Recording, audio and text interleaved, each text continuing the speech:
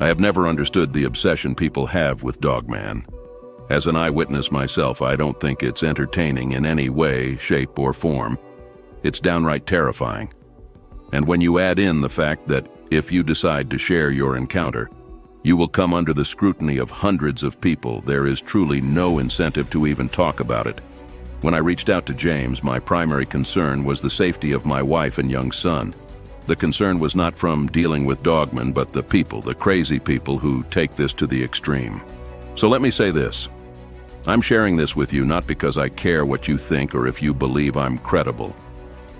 And I totally agree with James that credibility in this little thing is fluid and based on opinions and not fact. However, I worked in law enforcement for 22 years, retired, and bought my dream home. The town I'm in is not rural. It's on the outskirts of a major city here in Arkansas. However, our land butts up to a river and a national forest. At the time I was purchasing it, I was thinking that it would make for good hunting, fishing, and hiking. Never did I think that I was literally buying trouble. We closed on the land and started the process of building our home, and all was well with no signs of anything strange. While the home was being built, my wife and I stayed in our 2-bedroom house, which was closer to the city but outside the danger zone for the criminals and gangs here in Arkansas. Life was fantastic for us. I felt like I was truly a blessed man. Fast forward, we move into the new house, and the first freaky thing that happens is one night I'm in the kitchen. To paint a picture for you, the wall facing outside when you are in our kitchen is all glass, with these huge sliding doors. I'm in the kitchen and I see what looks like a full-blown Indian man walking across the backside of our house dressed in tribal garments. This guy has no shirt on and a war bonnet, feathers and all. He has leather pants on, and he is barefoot, just walking in plain sight. So, I rush outside, and when I get close, he just vanished before my eyes like smoke, drifting away. That was the first strange thing that I saw, then it just got progressively worse. What was strange was that at first all the activity seemed like it was focused on me. To give you a timeline, for the first year it was just weird stuff that I personally was witnessing. For example, one night I'm out back prepping the riding mower in the shed, when I hear what sounds like men running up on the shed. You could hear them talking, and you could hear the footsteps coming in my direction. So I grab a sledgehammer and head out the front door of the shed, and there is no one around me. What made that night extra spooky was the fog that rolled in at the same time I started hearing them. It came from the woods, no wind blowing at all, just this dense fog low to the ground. And then the hair stands up all over my body and the fear kicks in. The adrenaline starts to pump. My body is sensing danger. I'm all too familiar with that sensation. It's the same feeling you get when you have a car pulled over at 2 a.m. and there are 3 passengers. The plates come back with warrants and you just know this is dangerous. You know that feeling, that sense of danger. That is what I felt in that moment. So I decide that I'm going inside for the night. Not out of fear, but out of caution. It was a few days after hearing those men running outside and not seeing anything at all that I started to experience stuff inside the house. Again, my wife was experiencing nothing. It was just me. Looking back on it all, after talking to Dark Waters, it makes sense that I was the initial target. As he explained to me, when it comes to spiritual attacks, Mark chapter 3, verse 27 in the Bible is how they start. No man can enter into a strong man's house and spoil his goods, except he will first bind the strong man, and then he will spoil his house. Back then, I had no clue that this presence was in the process of trying to bind me into fear so that it could take over my house. I was just going along with life. Next, my wife and son are away at her mother's house, and I decide to watch TV and sleep on the sofa. Well, I fall asleep and I feel like I'm moving. When I open my eyes, the sofa has been moved 10 feet across the carpet. I can see the drag marks on the carpet, and now I'm starting to freak out. There is no one home with me, and the house is big, 5,700 square feet, so I'm thinking, okay, an intruder. Wait, pause. To be clear, I'm telling myself it was an intruder because if it was not, then I had a larger problem. I remember getting my shotgun and clearing my house room by room and finding nothing. No one is there. Again, when I say now that I was being targeted intentionally, I am saying this in hindsight.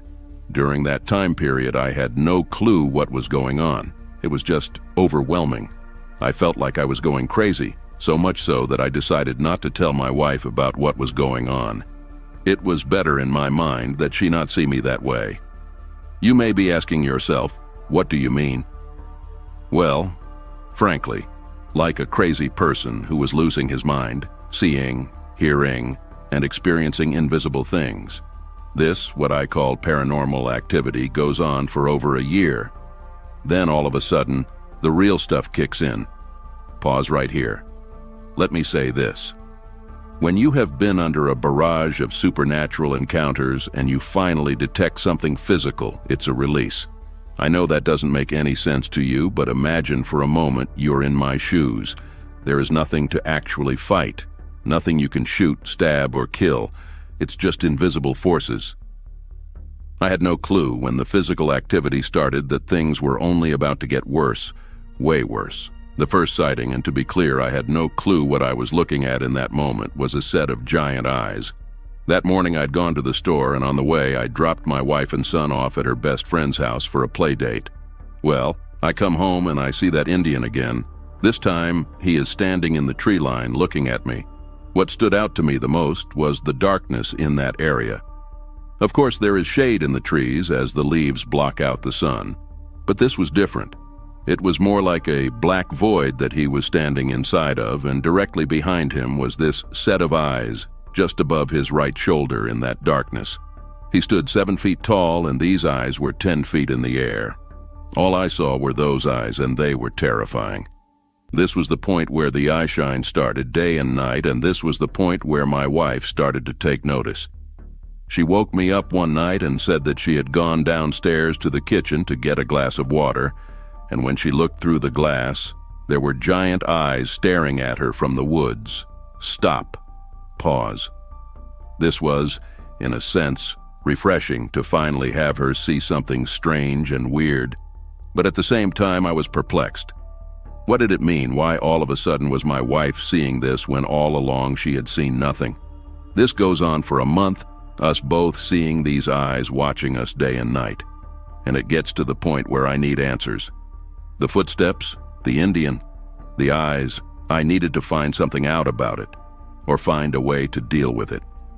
So I head up the road and start knocking on doors and talking to neighbors. The first person is a woman, Elizabeth, she told me to call her Liz, a sweet little black lady, 82 years old. Her husband died a few years prior, and her grandson was living with her. Looking at him, he seemed like the loser type, staying with grandma, stealing money out of her purse. We sit down and talk, and she tells me that she loved the new house and would have come down to introduce herself, but she has trouble getting around. We get to talking, and she lays it on hard, and next thing I know, Liz has me outside changing light bulbs on her floodlights. I came to her house to get information, and the woman put me to work. Nonetheless, I was happy to help, and that is when I noticed something that opened the door to what I really wanted to know. Liz had floodlights on the back side of her property, but they faced both the woods and her house. When I asked her about it, she said, "You will think I'm crazy." I tell her, "No, I won't. Try me. Why do you light up the woods?" Liz, and I quote her words, says, "There is an old evil in these woods, older than men, older than this town, this city, this nation. There are old spirits and old evils in these woods. My husband Frank was able to hold them off, but since he is gone, all that keeps them back is the lights. They hate that light on them." Imagine the scene. I'm standing there looking into this woman's eyes. You know how it is to look into the eyes of an elderly person. Their eyes tell a story. In her eyes, I saw pain, fear, but also this strength.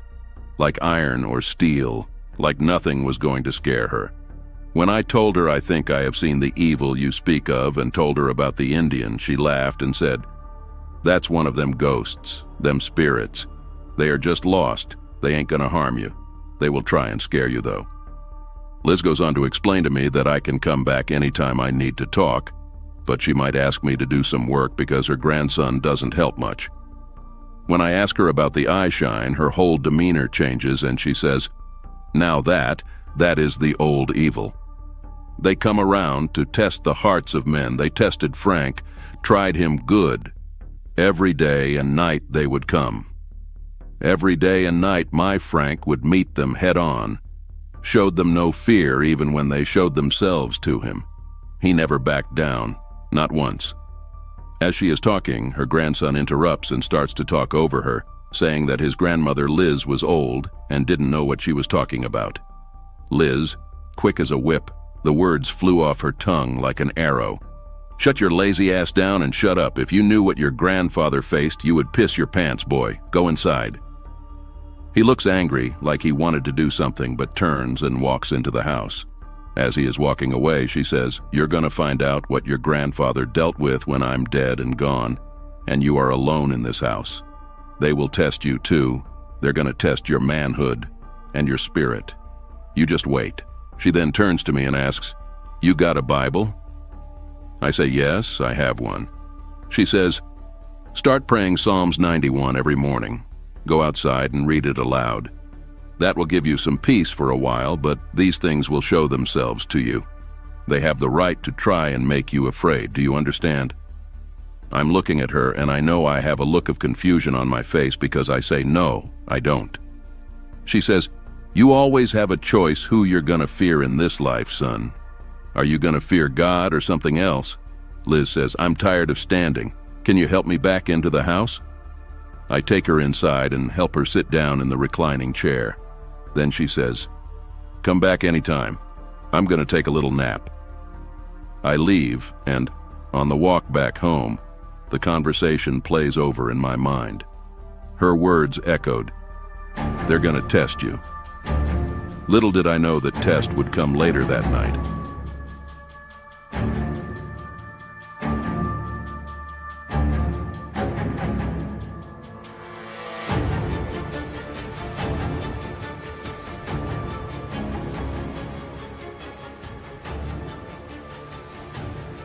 Now, when you think of a test, what comes to mind? Probably a sighting, you know. They jump out of the bushes or tree line. That's what I thought Liz meant when she said they were going to test you. Well, I'm here to tell you that any preconceived notions as to what they can and will do should be thrown out the window. Understand these things are not robots programmed to move a particular way. They don't care what we as humans think about them. They just are. This was the first lesson I learned that night. Imagine the scene. It's 10:30 p.m. My son is in bed asleep. My wife and I are in the process of snuggling, talking about her father who was struggling with prostate problems, when we hear this tink, tink, tink sound like metal tapping on glass. You know how it is when it's dark in your house at night. You sit up in bed, moving your head, tuning into the direction the sound is coming from. We realize that it's coming from downstairs, and my wife calls it. She says it sounds like someone is tapping on the glass doors downstairs. This fear comes over her, and all the color drains out of her face. As a husband, there's something about your wife being brought into fear. Those of you married understand what I'm saying. It makes your blood boil, knowing that she is afraid of something or someone, that they have put fear inside of her. This was the first night that I was actually angry about what was going on. So I get up, get the shotgun, and as I head down the steps, I resolve in my mind that no matter what I see, person, ghost, monster, I'm shooting it. Imagine the scene. I come down the stairs, turn right, all the lights are off inside the house. So looking out those glass doors, I can see clearly. The floodlights are on outside. Listen, this really messed me up. Looking out that door, it's Liz. Well, this thing looked like Elizabeth, my neighbor. However, she is old. We're talking about can't walk up a flight of steps, old. This thing, and thing is the word I will use because no human moves like this, is right up on the glass, tapping, and then it steps backward in this freaky jerking motion. What threw me off was that anatomically all human motion starts with our legs. No matter what you do, if you intend to move in a direction, your feet and legs move first.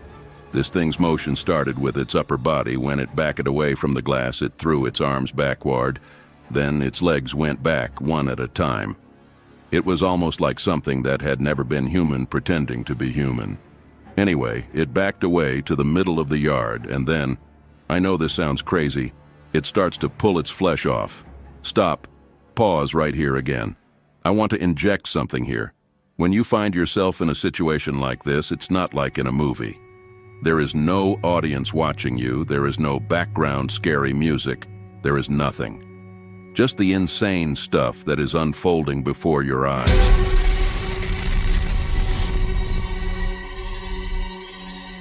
I told you I had decided I was shooting, and when the flesh started coming off, I opened the door and hit it with a blast of that Mossberg, and things go flying through the air and hit the ground. Oh shit, I say. That's your ass now.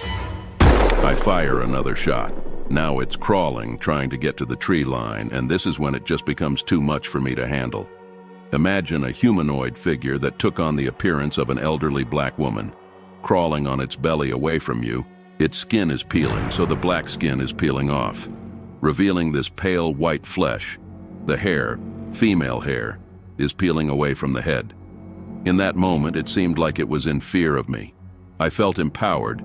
It's crawling ahead of me about 25 feet when the legs bend up over the body to where the shoulders are, the hands press down and lift the body up, and now the head is looking at me. This thing smiles, the most devilish smile I have ever seen, and then scrambles off into the darkness. I'm standing there in shock at what I just experienced and start to back away, keeping my ease on the woods when I hear this sound. The closest thing that I have found is the howler monkey. It had the same depth but not the same range of sounds. When that noise started, it was like my body itself started to give way. I'm not sure if it was too much for me to handle or what, but my legs got weak and I turned and ran into the house. Now mind you, this entire time I had no idea my wife was behind me, looking on as all of this unfolded. It had never crossed my mind, and I saw her when I went back into the house, but I wasn't seeing her at the same time. I'm not sure I can make that make sense to you. I was in shock. Now, inside with the door closed and locked, I just stood there. I remember her talking to me, but not what she said. I remember the smell of the gunpowder from the shotgun. It was all becoming a blur, yet still clear. I remember walking over to the sofa, sitting down, and then I was out. Woke up the next morning feeling like I was in a car wreck. My wife had made coffee, and she says we need to talk about what happened last night. She goes on to talk about how much she loves me, and I'm confused. Like, for real, I'm like, I know you saw that. Listen, when my wife goes on to explain what she saw, it really, pardon my language, but we are all adults. Well, it really messed with my head. My wife went on to explain to me that what she saw outside the window was not only the old black woman, but along the wood line were these Indians dressed with feathered hats. They had spears and machetes, and as I was facing off with that thing, they were chanting, "Do you not hear that sound?" I explained to her that I heard nothing at all. She continued, saying it was almost as if they were watching the combat. They were smiling, and when that thing morphed and twisted its body and ran into the woods, they watched and celebrated as it ran. Then they all faded away. She described it like grains of sand being blown away. Listen, that was the first test, and frankly, looking back on it, that was nothing compared to what was to come. Let me talk to the men listening right now. Have you ever felt weak? I don't mean physically tired, not muscles and bones. I mean like your inner man is weak, like your soul has become weak. That's what I felt like when I went back to see Liz. I was drained to my soul. And when I knocked on her door, she opened it and said, "Come on in, son. I heard you down there shooting. Imagine it's been a rough few days."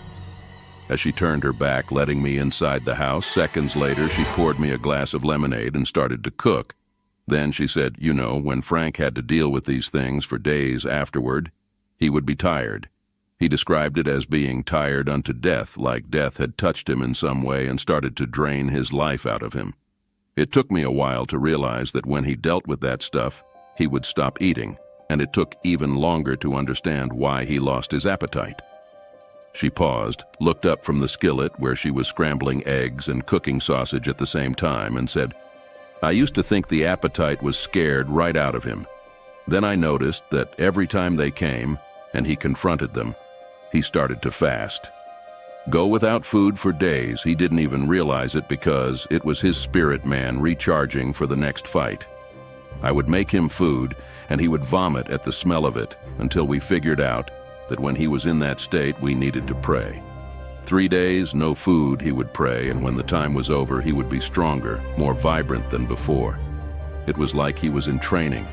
My husband would pace outside around the house like he was looking for a fight. Days would pass and nothing, then they would come and he would confront them outside.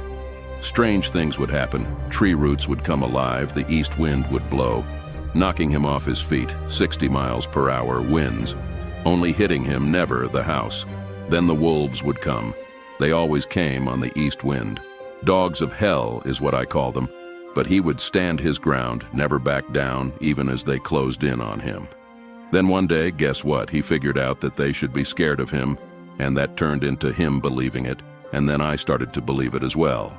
Well, when we figured that out, the bigger ones came.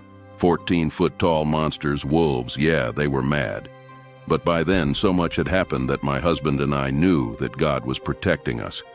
It didn't matter what they did. He would just go on about his business. I'm not talking about church and religion stuff. I'm talking about the power of God, Jesus walking on water power. Once my husband figured it all out, he would walk right into the woods with them and they would not do him a thing. You know how it is when old folks talk.